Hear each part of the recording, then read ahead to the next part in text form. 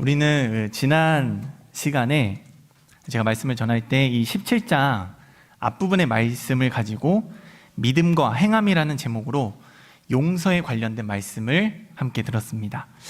우리는 믿음이 좋다라는 말들을 자주 사용하는데, 이 믿음이 좋다는 것은 행함이 좋다는 것과도 같은 의미라고 할 수 있습니다. 왜냐하면 믿음과 행함은 항상 함께하기 때문입니다.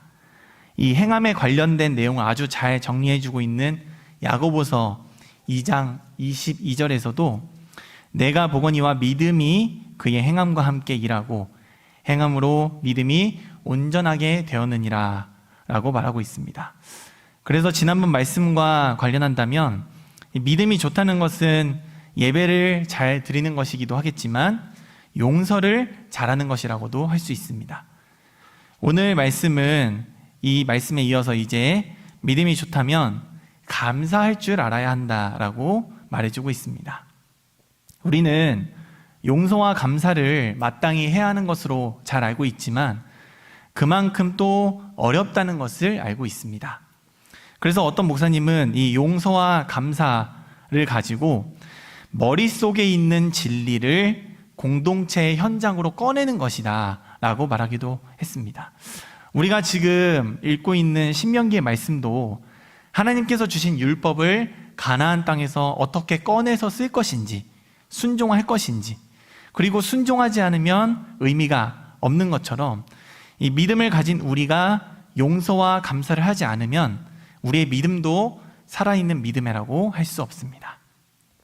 그래서 우리가 용서와 감사만 잘하는 사람을 봐도 모두에게 이 착하다, 그리고 본받고 존경할 만하다라고 우리가 인정하게 됩니다. 지금 당장 내가 용서와 감사를 잘하고 있는가? 내 주변에 용서와 감사를 잘하고 있는 사람이 있는가를 생각해 보면 더 쉽게 알 수 있습니다. 그런 사람이 많지 않을 뿐더러 그런 사람들이 있다면 모든 사람에게 덕이 되고 나도 그 사람을 본받고 싶고 존경하게 될 것입니다. 예수님은 예루살렘으로 가시던 여정 중에 이 10명의 나병 환자를 만나시게 됩니다. 지금은 거의 이 병이 없어졌지만 우리나라에도 이 몇십 년 전까지만 해도 이러한 아픔을 가지신 분들이 격리되어서 사시던 곳이 있었습니다. 나병은 우리가 잘 아는 것처럼 피부병인데 전염병이 강했기 때문입니다. 저도 어릴 때 이 성경을 읽다가 나병이 궁금해서 어머니한테 여쭤봤는데 이 얘기를 들으신 분이 있는지 모르겠지만 옛날에 그 나병, 옛날에 문둥병이라고 했는데 그 병에 걸린 사람이 구걸을 하러 집에 왔을 때 적선을 하지 않으면 어떤 마음이 나쁜 사람은 앙심을 품고 그 집 문고리에 자기 상처를 비비고 가는 경우도 있다고 했습니다.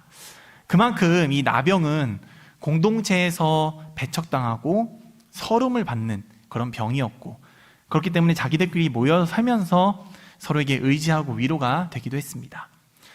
어쨌든 이 10명의 나병 환자들도 자기들이 살던 곳에서 쫓겨나다시피 격리가 되어 모여있던 사람들로 보입니다. 우리가 뒤에 말씀을 보면 알 수 있지만 이 사람들은 이 사마리아와 갈릴리 사이에 있던 지역이었던 만큼 유대인과 사마리아인이 섞여 있던 것 같습니다. 원래는 서로 경멸하던 사이였지만 나병이라는 이 동병상련으로 함께 모여 살게 되었을 것입니다. 그런데 2절에서 3절을 보면 이 사람들이 멀리 서서 소리를 높여 예수님께 외쳤다고 나옵니다. 자기들이 가진 질병으로 인해서 사람들을 멀리해야 했기 때문입니다. 어떤 문학견에서는 이 나병 환자가 혹시나 사람이 많이 있는 곳을 지나갈 일이 있으면 그릇 2개를 들고 다니면서 이렇게 부딪혀서 소리를 내며 지나가야 했다고 합니다. 우리가 자전거도 사람들과 부딪히지 않게 이렇게 빵빵이를 울리듯이 그 나병 환자들이 사람들이 자신과 접촉하지 않게 하기 위함이었습니다. 우리도 코로나 때문에 격리라는 걸 다 해봐서 이 격리가 얼마나 어렵고 심각한 것인지 어느 정도 잘 알고 있습니다. 초창기에는 이 코로나로 인해서 격리 중인 사람이 밖에 나왔다가 경찰에 잡혀가기도 하고 벌금도 내기도 할 만큼 이 엄격하게 질병과 사람을 분리했습니다. 그때는 너무 많은 사람이 걸려서 차별이라고 생각하지 않는 경우도 있었지만 어쨌든 이 질병으로 인해 격리된 사람들의 마음은 외로움과 답답함과 비참함이 있었을 것입니다. 그 그림 한번 보여주시면 좋겠습니다. 네, 이게 제가 코로나를 좀 일찍 걸려가지고 2020년 5월에 입원했을 때 사진입니다. 한 달 동안 입원했는데 저희 장모님이 간식을 이렇게 넣어줄 수 있거든요. 간호사 통해서 장모님이 간식을 넣어주려고 병원 앞까지 오셨는데 저 여기 있어요 이렇게 인사를 하는 겁니다. 인사를 하다가 장모님이 이제 눈물이 그때 너무 심각했으니까 갑자기 우시길래 제가 웃겨드리려고 막 올라가서 막 쇼도 하고 이랬는데 이 멀리 있는 저를 찾으시는 장모님한테 장모님 저 여기 있어요 이렇게 긴팔을 흔든 것처럼 이 나병 환자들도 아주 간절한 마음으로 예수 선생님 우리를 불쌍히 여겨주세요 라고 소리를 높입니다. 제가 원래 목소리가 더 큰데 놀라실까봐 이 정도로만 했습니다. 더 크게 했겠죠. 예수님은 그렇게 소리를 치는 이들에게 바로 제사장에게로 가라 라고 말씀하십니다. 이 말이 이 사람들에게는 큰 위로가 됐을 것이 나병이 다 나았다는 것을 제사장에게 인증을 받아야만 다시 자기가 있던 공동체로 돌아갈 수 있었기 때문입니다.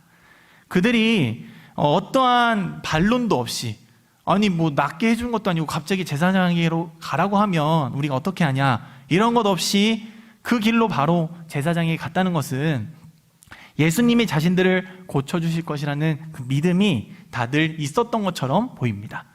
그런데 그들은 제사장에게 도착하기도 전에 가던 길에 자신의 몸이 깨끗하게 된 것을 보게 되었습니다.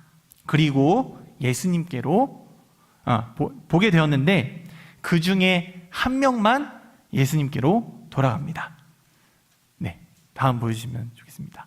여기서 우리는 감사의 한 가지 원리를 알 수 있습니다. 먼저 감사는 하나님께서 우리에게 행하신 일을 아는 것에서부터 출발한다는 것입니다.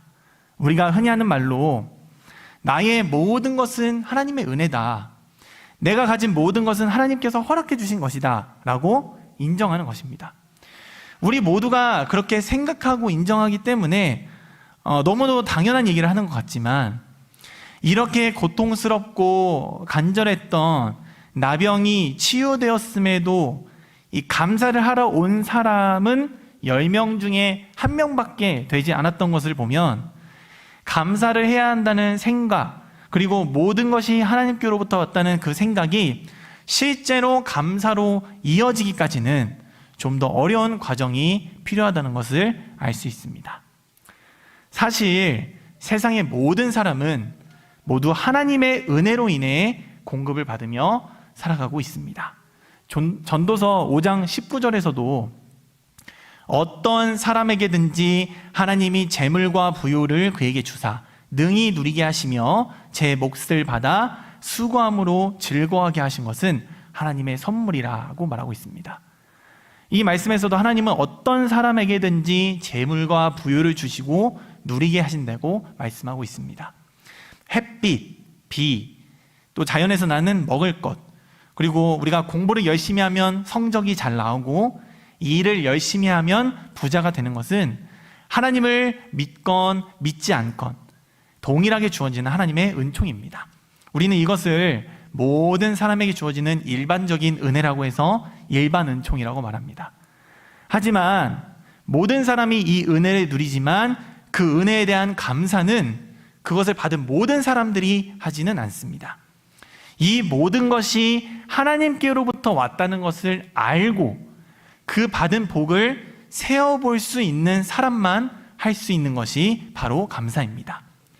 그래서 믿음은 곧 감사로 이어진다고 했는데 감사하지 않는 사람은 결국 하나님을 믿지 않는 사람의 삶과 마찬가지의 삶을 살고 있다고 할 수도 있는 것입니다.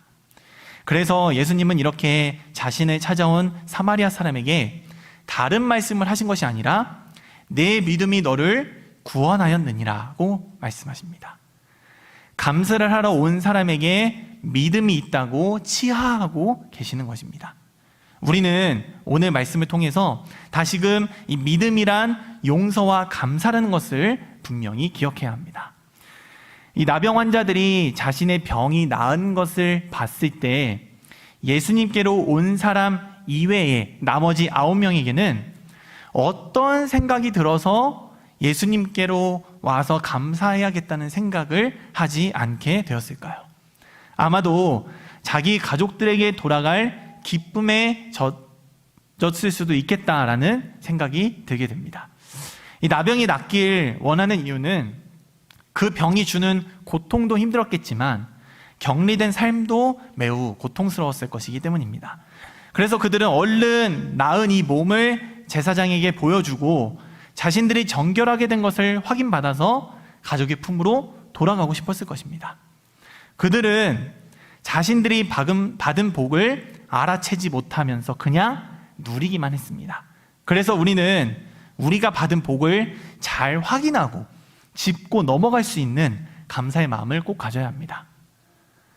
그런데 우리가 무조건 적은 것도 많은 것처럼 여기고 없는 것도 있는 것처럼 여길 필요는 없지만 내가 받은 것이, 가진 것이 무엇인지 잘 파악하고 아는 것이 중요합니다.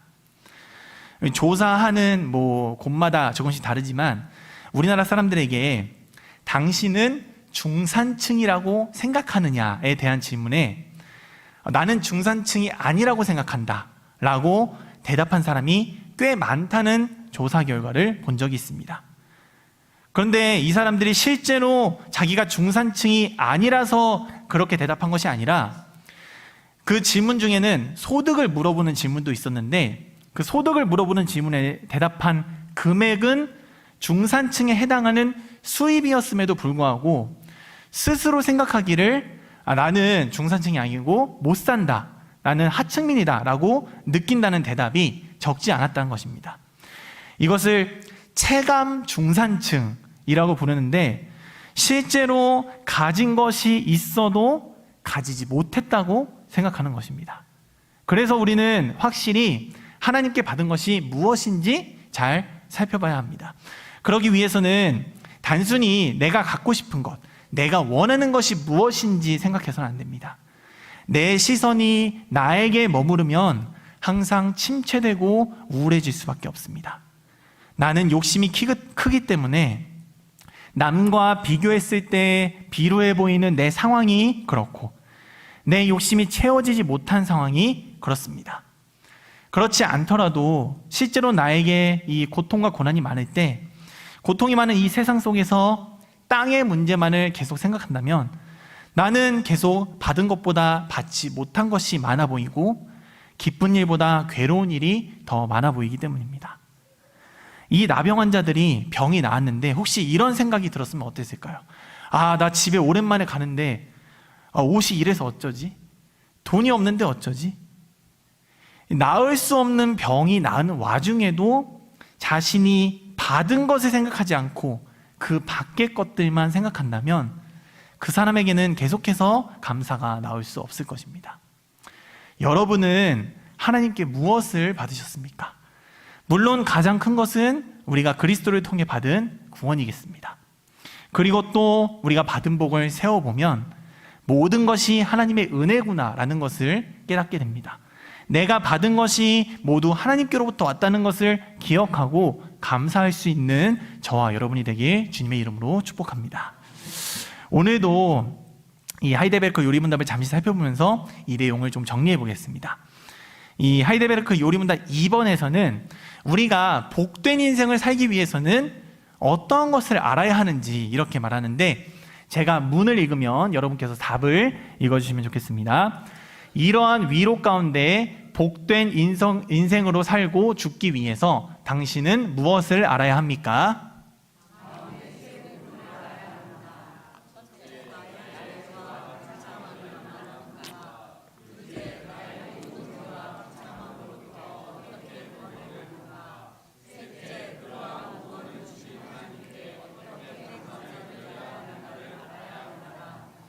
네, 여기 이제 질문에 나오는 위로라는 것은 1번 문답에 하나님께서 우리를 구원하시고 우리를 보호하시고 그분 안에서 즐거이 살게 해주시는 그것에 대한 위로입니다.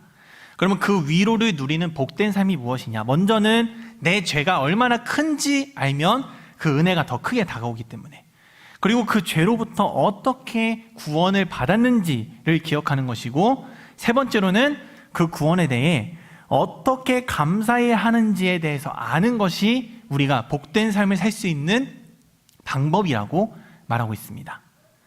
오늘 예수님께로 나온 단 한 사람처럼 말입니다.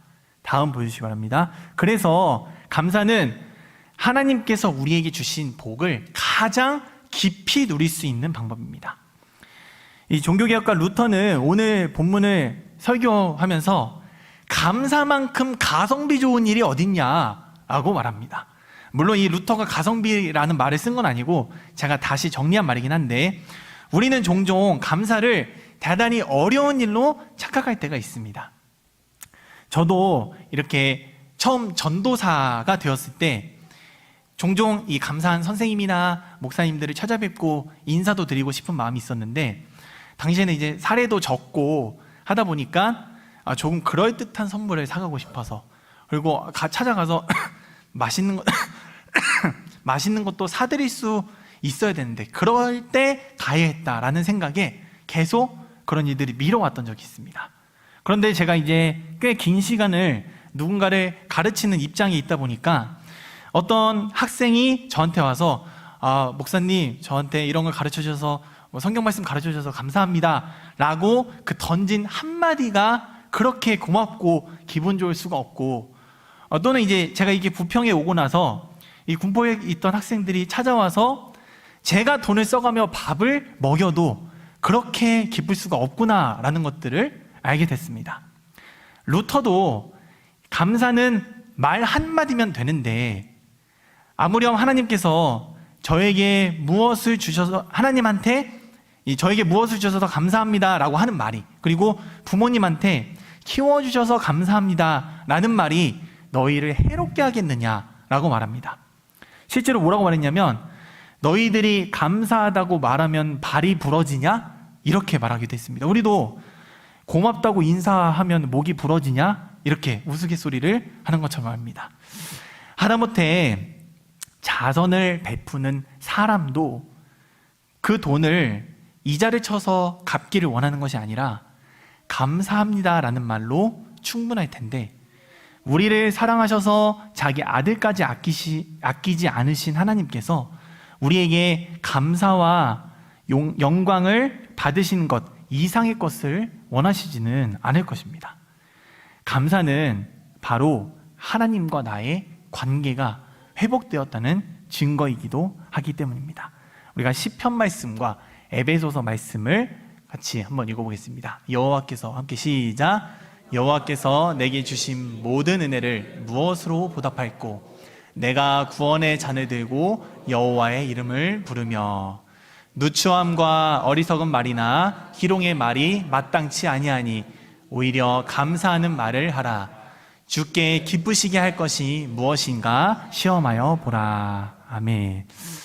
사람 사이에도 선물을 받으면 감사 인사를 하면서 그 사람의 관계가 더욱 돈독해집니다. 당신이 나를 이렇게까지 생각하는 줄 몰랐다. 잘 쓰겠다. 너무 고맙다. 나에게 꼭 필요한 선물이다. 이런 말들이 선물도 빛나게 할 뿐만 아니라 그 관계를 더 깊게 만들고 빛나게 합니다.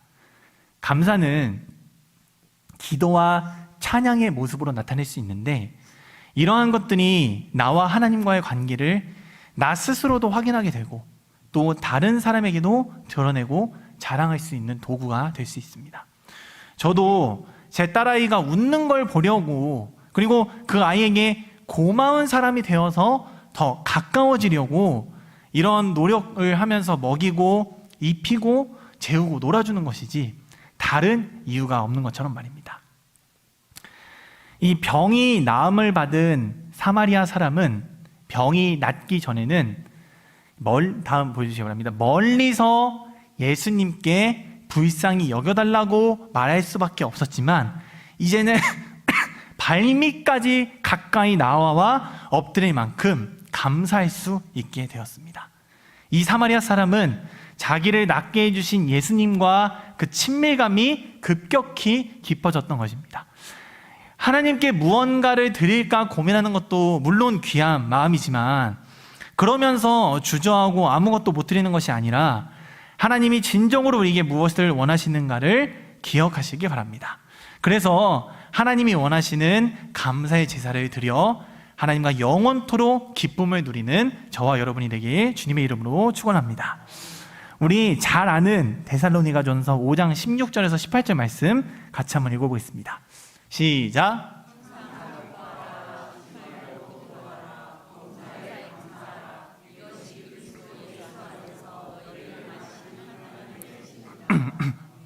이 말씀이 바로 그런 뜻입니다. 아프든 나쁜 일이 있든 항상 무조건 기분 좋게 살아라는 그런 이상한 말씀이 아닙니다. 이 기뻐하라는 말씀은 하나님 안에 항상 기쁨으로 예배를 드리라는 말씀입니다. 그리고 내가 하나님 안에 있음을 항상 기뻐하라는 뜻입니다. 이 말씀이 원래는 우리로 하여금 감사하기를 제일 어렵게 만드는 말로 여겨왔습니다. 그냥 감사한 일을 잊는 배은망덕한 사람이 되지 말아라, 그 정도만 해도 괜찮을 텐데 모든 일에 감사하라고 말씀하고 있기 때문입니다. 이에 대해서는 우리가 하나님의 섭리에 대한 믿음이 필요합니다. 이 하이델베르크 요리문답 28문을 우리가 한 번 더 읽어보겠습니다. 제가 문을 먼저 읽겠습니다. 하나님께서 모든 것을 창조하시고 섭리로서 여전히 보존하심을 아는 것이 우리에게 어떤 유익을 줍니까?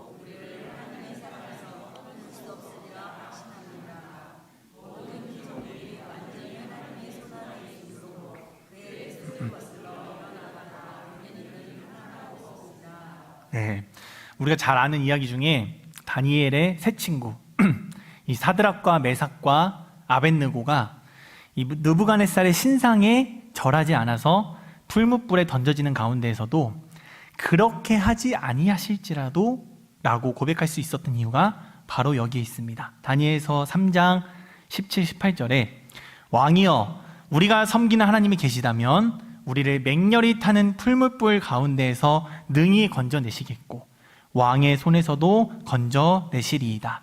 그렇게 하지 아니하실지라도 왕이여, 우리가 왕의 신들을 섬기지도 아니하고 왕이 세우신 금 신상에게도 절하지 아니할 줄을 아옵소서. 이 감사에 관련된 말씀을 준비하면서 저한테는 무슨 감사한 일이 있는지 생각해 보니까, 제가 이번 주 월요일에 아버지를 모시고 오랜만에 아버지 고향에 다녀온 일이 있었습니다. 하루 종일 이렇게 다녀오고 저녁에 밥을 먹고 나오는데 갑자기 좋다 이러시길래 뭐가 좋냐라고 여쭤보니까 부모님 산소 다녀오니까 너무 좋으시다는 겁니다. 아시는 분도 계시겠지만 이제 저희 아버지가 몸이 좋지 않아서 가고 싶어도 혼자 장거리 운전이 안 되니까 오랫동안 못 가셨는데 가시게 돼서 좋았다는 겁니다. 그래서 저도 이렇게 갔다 오는 길이 너무 좋고 감사하다고 생각하고 있었는데, 그날 이제 내려가는 길에 제 가장 친한 친구한테 전화가 왔는데 전화를 받자마자 한숨을 푹 쉬는 겁니다. 그 친구의 아버지는 이제 15년 정도 여러 가지 병으로 투병을 하셨는데 마침 그날 새벽에 심정지가 와서 쓰러지고 가족들이 아침에 발견해서 지금 이제 중환자실에 계시다라고 하면서 이제 허탈하게 웃으면서 상황을 설명하는데, 그 친구의 입장에서는 우리 아버지가 쓰러져서 전화를 했는데 저는 아버지랑 고향을 가고 있으니 이 마음이 어떨까 너무 착잡해졌습니다. 그 아버님이 저한테 엄청 잘해주시고 또 이제 제가 목회를 한다니까 제 아버지보다 더 이제 응원을 해주신 분이었기 때문입니다. 그런데 그 친구는 이런 상황 속에서 그렇게 하지 아니하실지라도 범사에 감사할 수 있을까요? 저는 그렇게 하기 쉽지 않았을 것 같습니다. 그나마 말씀을 가지고 제가 그런 상황에서 스스로를 위로하게 된다면, 지금 이 고통이 천국에서는 끝나시겠지라는 것 정도 기대할 뿐일 것 같습니다. 저도 하기 어려운 이 일을 여러분들에게 하라고 감히 쉽게 말하기는 어렵습니다.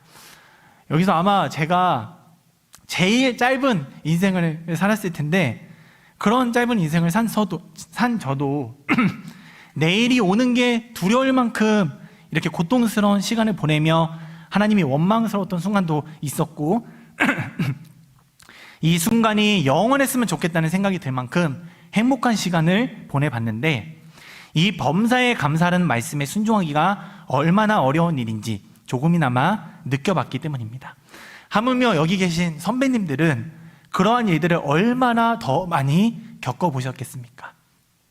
하지만 우리가 말씀을 통해 알고 믿는 하나님께서 그런 분이시기 때문에 다시금 이 담대히 드리는 말씀은 범사에 감사할 수 있는 저와 여러분이 되길 바란다는 것입니다.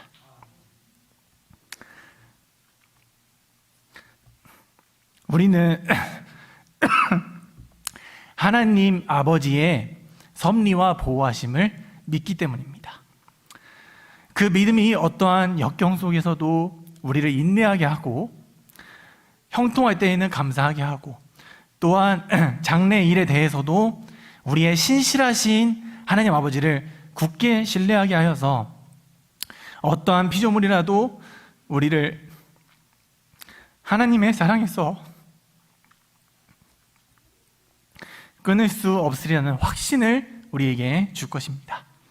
모든 피조물이 완전히 하나님의 손안에 있기 때문에 그분의 뜻을 거슬러 일어나는 일은 하나도 없을 것이기 때문입니다.